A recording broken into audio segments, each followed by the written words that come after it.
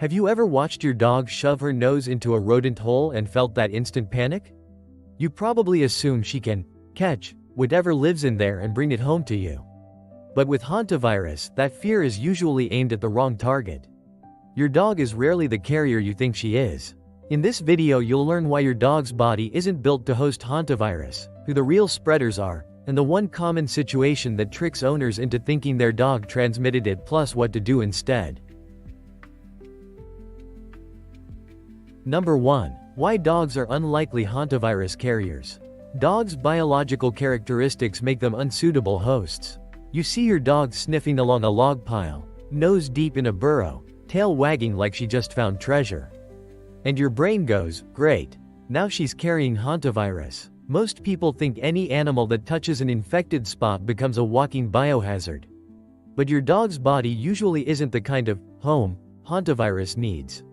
According to a study by the University of Kansas, hantavirus primarily affects rodents due to specific cellular receptors that dogs generally lack. So even if your dog investigates rodent burrows while you're camping, she typically can't sustain the virus the way a mouse can. It's like the virus shows up with a key, and your dog doesn't have the right lock. That doesn't mean you ignore wildlife. It means you can breathe. Your dog's curiosity outdoors is far more often just that curiosity, not contagion. And later in this video, you'll see the one way she can still accidentally bring risk to your doorstep.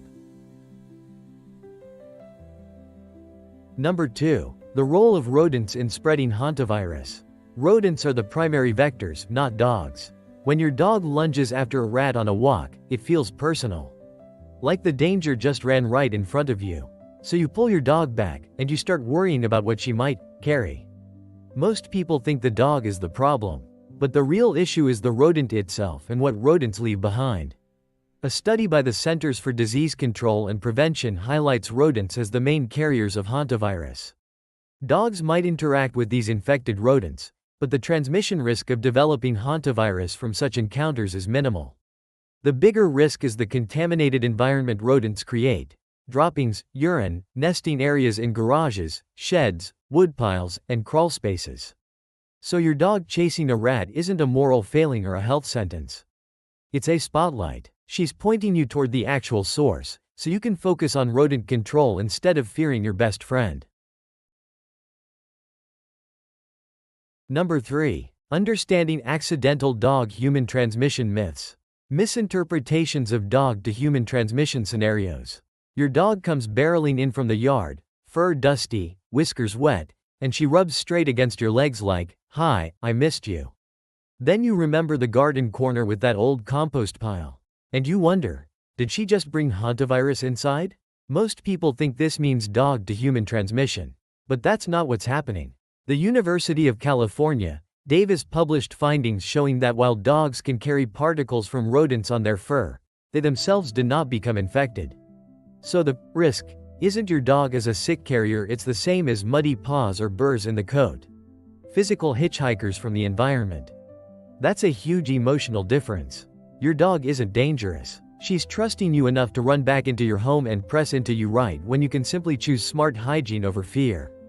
If this is changing the way you see your dog right now, hit like and subscribe so we can help more dog parents understand what their dog is really telling them.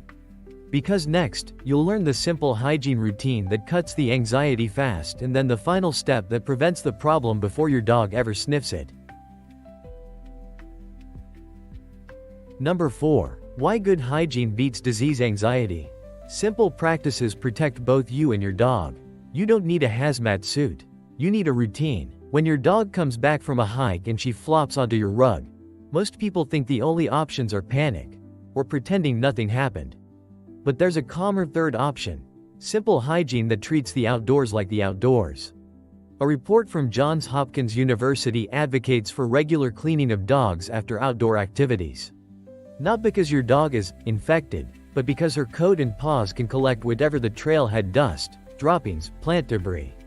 So you wipe paws at the door, rinse her belly if she was belly deep in brush, and wash your hands before you make lunch. On muddy days, you do a quick bath and toss the towel straight into the laundry. That's how you protect the bond. You keep adventuring with your dog without turning her joy into your anxiety. Number 5. Pet owners' role in monitoring for signs of disease. Recognizing symptoms in dogs and humans alike. You notice it first in the tiny things. Your dog doesn't greet you the same way. She skips the toy. She lies down and just watches. Most people think, is this that virus? But your dog's tired day-to-day changes usually point to something much more common and much more treatable than hantavirus. Cornell University suggests owners watch for unusual lethargy or respiratory issues, though these are rarer and more indicative of other diseases.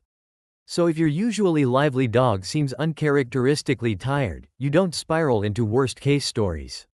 You take her temperature if you know how, you check her breathing at rest, you look for coughing, appetite changes, or pain when she moves.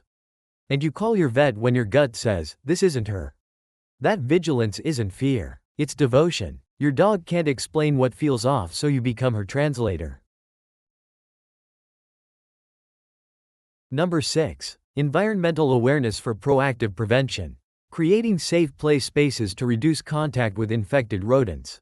Remember at the beginning when you worried she'd bring it home after shoving her nose into a rodent hole? This is the part that actually breaks that fear. Most people think prevention means controlling your dog, keeping her on a tight leash forever. But the real power move is controlling the environment so the rodent problem never gets a foothold. Georgetown University highlights the importance of making environments safer for dogs by reducing rodent presence. That looks like checking the garage for nesting material, sealing gaps along the foundation, and switching to rodent-proof bins so kibble and birdseed don't become an invitation.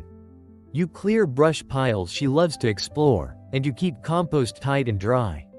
Even a simple habit, glancing into sheds before she charges in, changes the whole risk equation. And suddenly your dog can be a dog again. Curious, brave, nose first while you feel steady, not scared. Dogs don't love you with subtlety. Your dog loves you with her whole body, by running back to your feet, by leaning into you, by choosing your home as the safe place after every outdoor adventure. And even when rodents exist in the world, that doesn't make your dog the danger. It makes her the messenger. She shows you where nature is messy, and then she trusts you to handle it. So you wipe the paws. You wash the coat. You secure the garage. Not because you're afraid of her, because you're protecting the life you share. At the end of the day, she isn't just living near you. Your dog is choosing you, over and over, as her shelter.